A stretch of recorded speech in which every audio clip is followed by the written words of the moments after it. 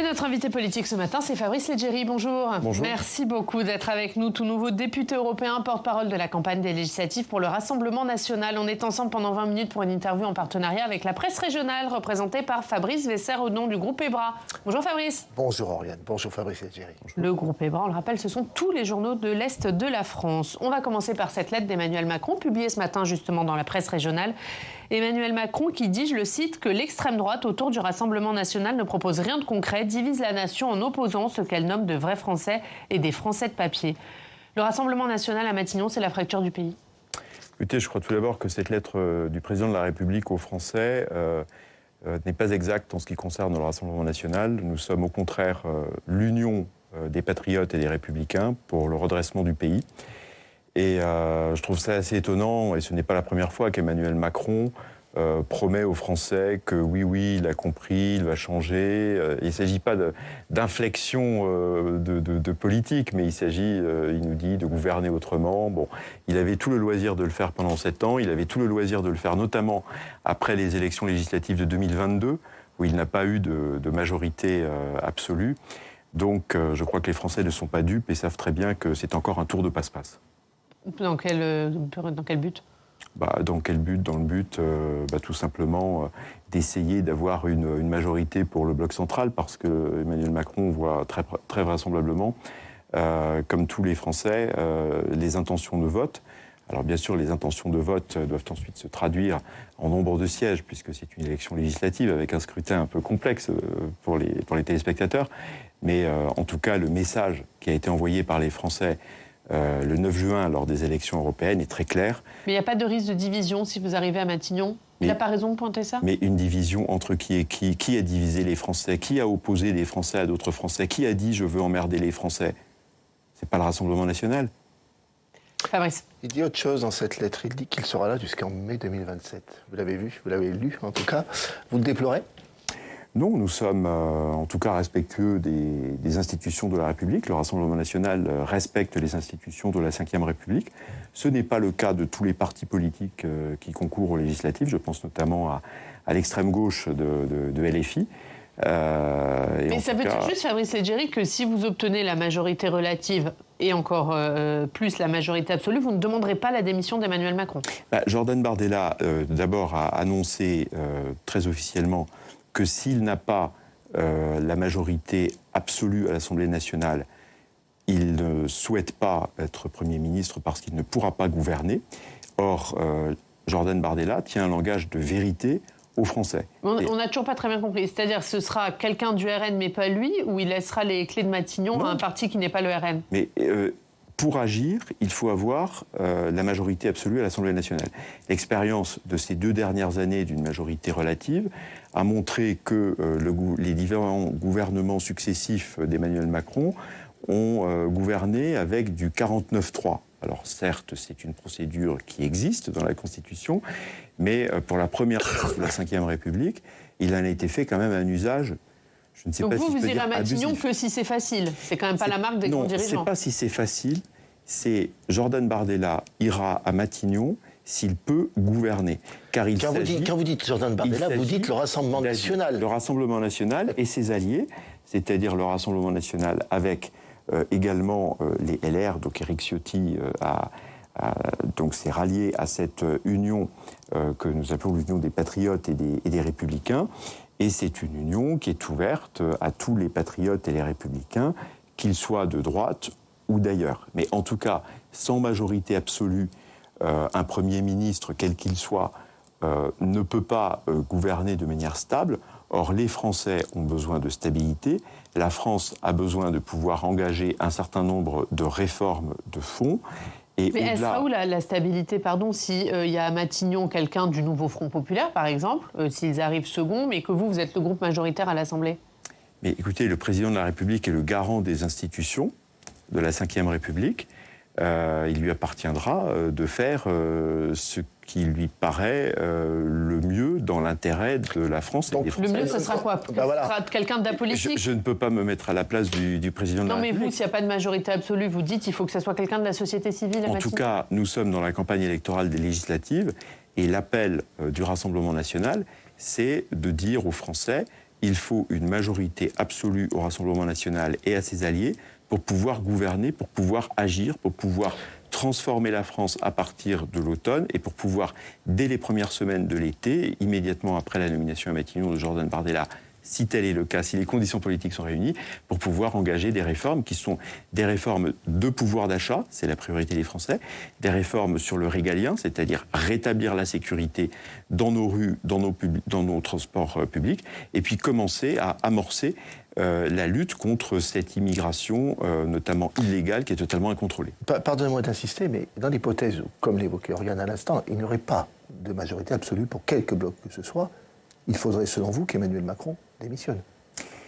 Marine Le Pen a estimé, sans appeler à une démission, elle a conseillé, elle a estimé que finalement, elle a constaté qu'il existe plusieurs possibilités institutionnelles pour résoudre des crises. Un remaniement ministériel, un remaniement a déjà été engagé. Ça a été la nomination de Gabriel Attal comme Premier ministre il y a quelques mois. La dissolution vient d'être utilisée par le président de la République. Et ensuite, si je puis dire, dans la boîte à outils qu'offre la Constitution pour trouver des voies je dirais, d'alternatives, des voies de changement, des voies de solution peut-être, il ne reste plus que la démission éventuelle du président de la République. Mais encore une fois, Marine Le Pen n'a pas appelé à sa démission, mais a simplement constaté que dans les possibilités offertes par la Constitution... Vous l'appelez pas démissionner, mais vous dites qu'il faudra le faire. Ça n'a pas... C'est la cartouche, entre guillemets, qui n'a pas été utilisée, les deux autres ayant déjà été utilisées. On va parler de votre programme. D'abord, sur le pouvoir d'achat, vous le dites, c'est votre priorité. Et dans cette lettre, Emmanuel Macron dit, je le cite là encore, « L'extrême droite prétend vous rendre votre pouvoir d'achat, mais en revenant sur la réforme des retraites ou en faisant des promesses sur le prix de l'énergie, elle augmentera vos impôts. » N'a-t-il pas raison ? C'est totalement faux. La droite patriote réunie dans cette union des patriotes et des républicains autour du Rassemblement national et de ses alliés aura tout d'abord comme priorité de rétablir le pouvoir d'achat des Français. Tout d'abord par une baisse des factures d'électricité et des factures d'énergie. Et ça se fera par une baisse de la TVA de 20% à 5,5%. Mais ça se fera aussi... Il sera difficile de faire sans l'accord de Bruxelles, avec de nouveaux députés européens. Non, mais ça se fera aussi par un rétablissement du prix français de l'électricité, c'est-à-dire demander pour la France ce que l'Espagne et le Portugal ont obtenu pour ces deux pays, c'est-à-dire pouvoir appliquer le tarif réel de l'électricité. Mais ça dépend de Bruxelles. Ça dépend de Bruxelles, d'où la nécessité de pouvoir établir tout de suite, je dirais, les discussions avec la Commission européenne. Mais effectivement, donc ça ne pourra pas se faire tout de suite. Ça ne peut pas se faire tout de suite, nous allons l'engager tout de suite et nous sommes tout de même un État souverain. Donc il s'agira aussi de rappeler... un État souverain, mais dans l'Union européenne. Que nous sommes un État souverain dans l'Union européenne, mais il est absolument injustifiable, personne ne peut expliquer aux Français pourquoi aujourd'hui nous ne pouvons pas bénéficier du tarif de l'électricité nucléaire qui est moins cher, alors que nous sommes bien placés. La France a un avantage compétitif pour les entreprises auraient un avantage compétitif pour les entreprises situées sur le territoire français et aurait la possibilité d'avoir des factures d'électricité moins chères pour les foyers, c'est-à-dire pour les téléspectateurs qui nous écoutent et nous regardent en ce moment. Mais ça veut dire aussi ne pas bénéficier de l'électricité de nos voisins européens quand on en manque. Si, ça ne veut pas dire... Nous sommes tout à fait dans l'idée de garder l'intégration dans le marché européen de l'électricité, c'est-à-dire de garder les interconnexions physiques, donc concrètement les câbles, qui permettent à la France d'exporter de l'électricité lorsque, à certains moments, la France a trop d'électricité par rapport à ses besoins, et à certains moments... Mais vous pensez vraiment que Bruxelles va accepter un marché à la carte ? Mais écoutez, il faut décorréler cette idée du marché. Les interconnexions entre les pays existaient bien avant que la Commission européenne ne veuille s'en mêler. Alors, ça fait des décennies qu'il y a des câbles qui réunissent les différents pays européens. Emmanuel Macron, il vous accuse aussi, en voulant revenir sur la réforme des retraites, de devoir augmenter les impôts des Français. Comment vous la financez, cette réforme des retraites ? Sans augmenter les cotisations ou sans baisser les pensions? Alors, la réforme des retraites, c'est tout d'abord dans un esprit de justice sociale, mais aussi dans un esprit de responsabilité budgétaire. C'est tout d'abord pour les personnes qui ont commencé à travailler et à cotiser avant l'âge de 20 ans, la possibilité de partir à la retraite à l'âge de 60 ans, à condition d'avoir cotisé 40 annuités. Et pour les personnes qui ont commencé à travailler et donc commencé à cotiser après l'âge de 20 ans, c'est progressivement un départ à la retraite à l'âge de 62 ans, mais en fonction du nombre d'annuités jusqu'à 42 annuités. Alors le financement... Donc il faudra faire 42 annuités. Mais tout ça, c'est de manière progressive, voilà, en fonction des années de naissance. Donc c'est pas pour tout de suite. Mais comment vous la financez? Et alors le coût que nous avons estimé de cette réforme, c'est à peu près 1,6 milliard d'euros. Et nous constatons quand même que ce sont des coûts qui sont très proches de l'aide médicale d'État qui est accordée aux étrangers qui sont illégalement sur notre territoire et qui, malgré cela, ont accès à la panoplie complète des soins. Mais ça veut dire juste que vous envisagez de prendre l'argent ailleurs. Ça veut dire que vous dites que le système de retraite ne sera plus à l'équilibre. Nous voulons financer, bien entendu, cette mesure. Et il y aura aussi Donc il ne sera plus équilibré, le système de retraite. À partir du moment où je vous dis que nous avons calculé le coût de cette mesure, et je vous indique que nous avons identifié des recettes, ou en tout cas des manières de combler, d'équilibrer ce coût supplémentaire. Donc la question de l'aide médicale accordée aux étrangers, qui est quand même quelque chose de choquant pour les Français qui eux-mêmes, dans leur vie quotidienne, n'arrivent pas à avoir des rendez-vous chez le médecin, parfois n'arrivent plus à se soigner parce que la sécurité sociale ne rembourse plus suffisamment, parce que leurs mutuelles sont de plus en plus chères et qu'ils n'en ont pas. Et que pensent les Français lorsqu'ils apprennent que des étrangers qui arrivent illégalement, en situation totalement illégale, ont accès à la totalité des soins? On ne parle pas des soins d'urgence, on parle de la totalité des soins, y compris des soins programmés. Donc ça, c'est un axe de changement. Il y a d'autres changements également où nous souhaitons rendre l'État plus efficace, donc il y a une réforme. Mais alors ça, c'est pas dans les premières semaines. C'est ensuite avec des réformes un peu plus de fond, un peu plus durables, qui sont des réformes qui nécessitent probablement 3 ans, disons jusqu'à 2027, qui est l'échéance notamment normale baisser la contribution de la France à l'Union européenne. Alors il y a baissé la contribution ou demander une ristourne, comme l'Allemagne... Mais ça ne sera pas possible avant 2027.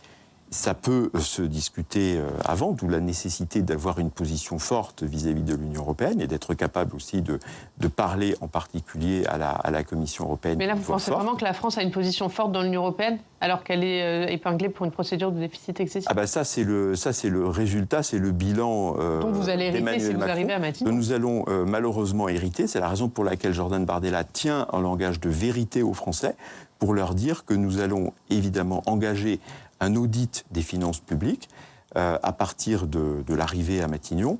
Et cet audit des finances publiques permettra d'affiner les chiffres et permettra de voir de manière plus précise comment engager des réformes plus ambitieuses, qui donc sera le temps des réformes à partir vraisemblablement de l'automne 2024. Vous visez toujours un retour sur les 3% en 2027. Est-ce que il faut respecter cette règle ou pas?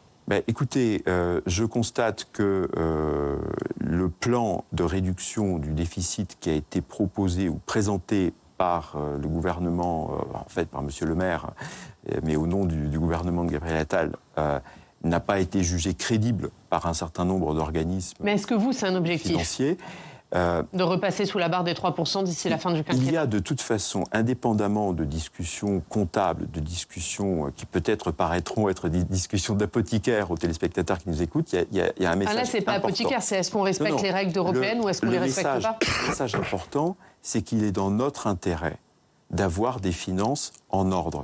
Le programme, l'ambition de Jordan Bardella, c'est pour ça qu'il lui faut une majorité absolue à l'Assemblée nationale pour pouvoir agir. Et agir, c'est mettre de l'ordre dans nos rues, comme dit Jordan Bardella. Mais juste, c'est respecter les 3%. Agir, c'est respecter les 3%. Et mettre de l'ordre dans nos comptes publics. Donc respecter les 3%. Il n'est pas possible durablement de vivre sur des déficits. C'est la souveraineté de la France à un moment qui est en cause. La capacité de marge de manœuvre. On va parler de l'immigration, Fabrice. Oui, absolument. Moi, je voulais vous parler, c'était une question Europe, précisément. Je vous ai lu ces derniers jours. Vous déclariez, quand je suis arrivé à la tête de Frontex en 2015, les trams à Varsovie dataient d'il y a au moins 30 ou 40 ans. Quand j'en suis parti, les trams de Varsovie étaient sans doute plus modernes que certains circulant à Bruxelles.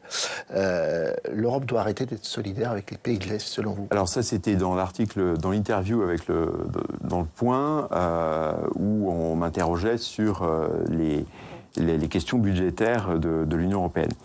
La question, c'était à replacer dans le contexte des élargissements et dans le contexte aujourd'hui de la question qui se pose aux Français. Quand vous voyez certaines infrastructures, je pense notamment à des routes en France qui ne sont plus correctement entretenues. On a connu une France avec des routes beaucoup mieux entretenues. Voilà, il y a 20 ans, 30 ans, les routes étaient entretenues. Aujourd'hui, on voit qu'il y a beaucoup de difficultés à entretenir les infrastructures. Donc, c'était aussi une question par rapport aux élargissements, et notamment la question d'un éventuel élargissement à l'Ukraine, qui est quelque chose aujourd'hui qui se retrouve en discussion à Bruxelles.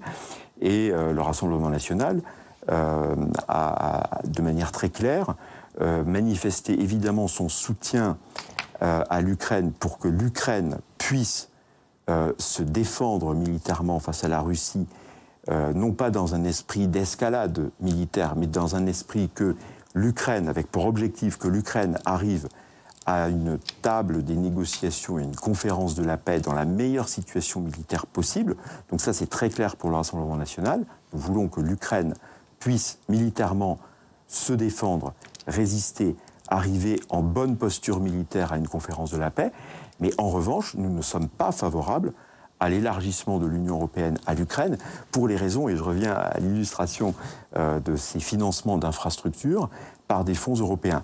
Donc l'Ukraine est détruite par la guerre, donc on imagine les milliards d'investissements nécessaires pour reconstruire le pays et le moderniser, plus la problématique de l'agriculture, qui est une problématique de concurrence, je dirais, finalement déloyale, qui serait à l'intérieur de l'Union européenne. On va revenir à vos priorités.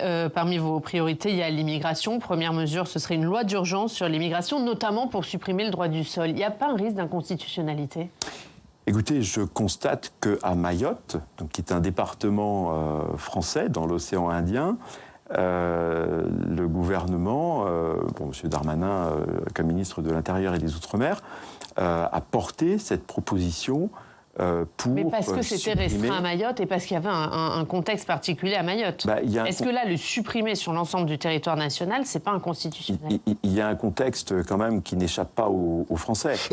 Le contexte de cette submersion migratoire qui fait qu'aujourd'hui, on ne contrôle pas finalement qui, en tout cas pas de manière efficace, peut-être aussi y a-t-il une absence de volonté politique au niveau européen. On n'est pas dans la situation de Mayotte sur l'ensemble du territoire national. Comment vous allez faire passer ce texte ? On se retrouve quand même avec chaque année des centaines de milliers de personnes qui arrivent illégalement en Europe et qui arrivent illégalement en France, qu'on n'arrive pas à éloigner du territoire ni européen ni du territoire français.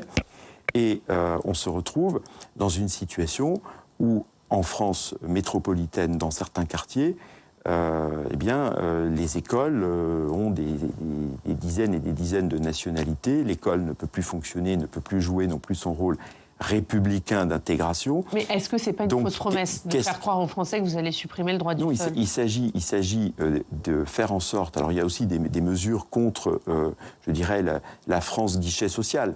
Donc, il y a un aspect droit du sol, c'est-à-dire ça n'interdira pas à des personnes qui souhaitent devenir français par adhésion à la République française, par adhésion à la France, de pouvoir devenir français. Comme le dit très, très régulièrement Jordan Bardella, on peut être né ailleurs, donc on peut être né étranger à l'étranger et devenir d'ici, c'est-à-dire devenir français. Donc il faudra demander sa nationalité française. C'est une question d'adhésion. Avec des critères, des conditions ?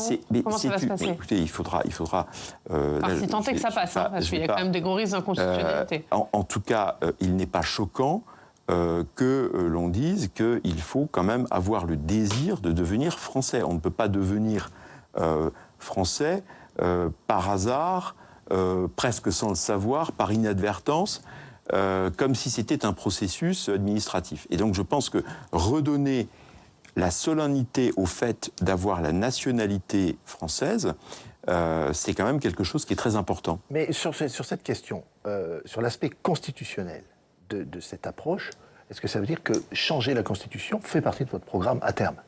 Alors, à terme, évidemment, notre souhait, c'est évidemment que Marine Le Pen soit élue présidente de la République.